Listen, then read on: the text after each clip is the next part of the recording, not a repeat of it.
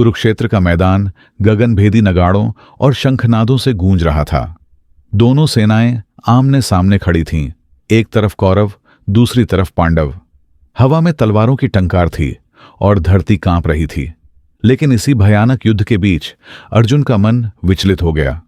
अर्जुन अपने रथ पर खड़ा था, उसका धनुष गांडीव हाथ में था, लेकिन आंखें डगमगाने लगीं।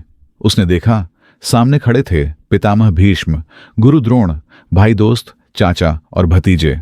उनके चेहरे पर युद्ध की आग थी, पर अर्जुन के दिल में तूफान उठ रहा था।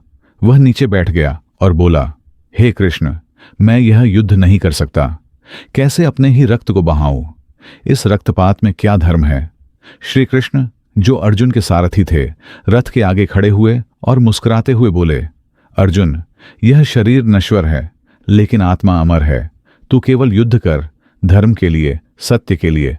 चिंता मत कर, यही तेरा धर्म है। अर्जुन चौंका। उसने कभी जीवन को इस दृष्टि से नहीं देखा था। कृष्ण आगे बोले, यह युद्ध केवल हथियारों का नहीं है, यह अधर्म के विरुद्ध धर्म की लड़ाई है। तुम्हारा शत्रु कोई व्यक्ति नहीं, बल्कि अन्याय है। शब्द बाण बनकर अर्जुन के हृदय में उतरते गए। उसकी आंखें बंद हुईं और एक प्रकाश उसके भीतर जाग उठा। उसने जाना कि उसका असली शत्रु बाहर नहीं, भीतर बैठा मोह और भ्रम है। कृष्ण ने उसे कर्मयोग, भक्ति योग और ज्ञान योग की बातें बताईं।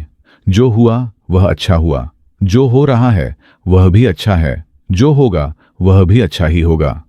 यह वही संवाद था जिसे बाद में भगवद गीता कहा गया, दुनिया के सबसे महान ग्रंथों में से एक। अर्जुन ने अपने आंसू पोंछे, गांडीव उठाया और खड़ा हो गया।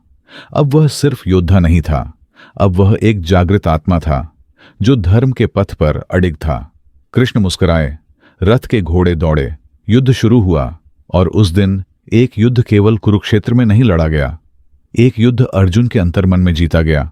हर इंसान के जीवन में एक कुरुक्षेत्र होता है, जहां वह अपने संदेहों, भय और मोह से लड़ता है।